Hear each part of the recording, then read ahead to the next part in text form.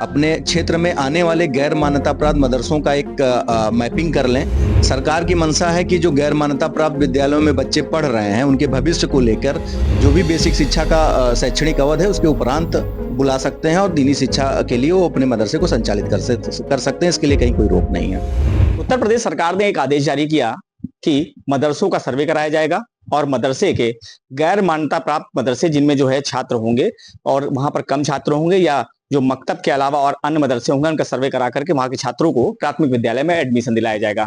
कानपुर में भी सर्वे कराया गया। हमारे साथ बात करने के लिए अल्पसंख्यक अधिकारी कानपुर पवन कुमार जी मौजूद हैं, उनसे बात कर लेते हैं। सर, किस तरह से सर्वे कराया गया, अब तक कितने मदरसों का सर्वे हुआ और उसके बाद अब क्या प्रक्रिया चली? सर्वे तो गैर मान्यता प्राप्त मदरसों का हम लोगों द्वारा लास्ट ईयर ही किया गया था और जिसमें ऐसे 40 मदरसे निकल के आए थे गैर मान्यता प्राप्त। अभी राष्ट्रीय बाल संरक्षण आयोग का एक पत्र जारी हुआ था जिसके क्रम में चीफ सेक्रेटरी सर की तरफ से 26 जून को एक पत्र जारी हुआ जिसमें 2 निर्देश दिए गए थे। एक निर्देश ये था कि गैर मान्यता प्राप्त मदरसे जो हैं उनके बच्चों को औपचारिक शिक्षा हेतु तो बेसिक शिक्षा के स्कूलों में दाखिला कराया जाए। दूसरा उसमें बिंदु ये था कि जो हमारे मान्यता प्राप्त या अनुदानित मदरसे हैं उनमें जो गैर मुस्लिम बच्चे पढ़ते हैं उनकी संख्या का आंकड़ा शासन द्वारा मांगा गया है और ये चीफ सेक्रेटरी सर के स्तर से जो पत्र जारी हुआ था उसके क्रम में जिलाधिकारी महोदय द्वारा तहसीलवार कमेटी बना दी गई है।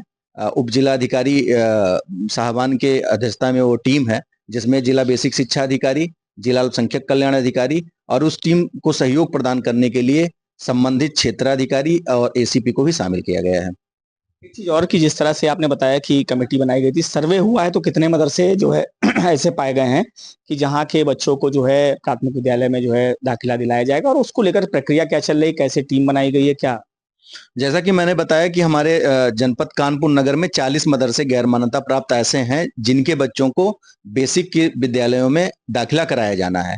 इस हेतु अभी 31 जुलाई को जिलाधिकारी महोदय की अध्यक्षता में एक बैठक हुई थी जिसमें बेसिक शिक्षा विभाग से बेसिक शिक्षा अधिकारी और समस्त खंड शिक्षा अधिकारी बैठक में शामिल थे, जिसमें ये निर्देश दिया गया है कि सभी खंड शिक्षा अधिकारी अपने क्षेत्र में आने वाले गैर मान्यता प्राप्त मदरसों का एक मैपिंग कर लें कि किन मदरसों को नियरेस्ट किन बेसिक की स्कूलों में दाखिला उनके बच्चों को कराया जा सकता है। उसके बाद फिर ये पहले चरण में ये काम मैपिंग का हो जाता है। उसके बाद हम लोग मदरसा संचालकों के साथ, खंड शिक्षा अधिकारी के साथ एक बैठक कर लेंगे। उसके बाद फिर ये दाखिला कराए जाने की प्रक्रिया को हम लोग सुनिश्चित कराएंगे। लोगों में खास करके मदरसे वालों में एक भ्रम की स्थिति रहती है कि मदरसे बंद हो जाएंगे, जबकि ऐसा नहीं है।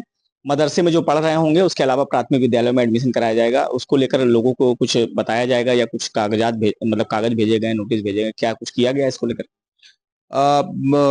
ऐसा उनके बीच में जो भ्रम की स्थिति बनी हुई है ऐसा कुछ नहीं है। सरकार की मंशा है कि जो गैर मान्यता प्राप्त विद्यालयों में बच्चे पढ़ रहे हैं उनके भविष्य को लेकर उनको औपचारिक शिक्षा देने को लेकर सरकार चिंतित है और सोच रही है कि उनको बेसिक शिक्षा के स्कूलों में औपचारिक शिक्षा दिलाई जाए।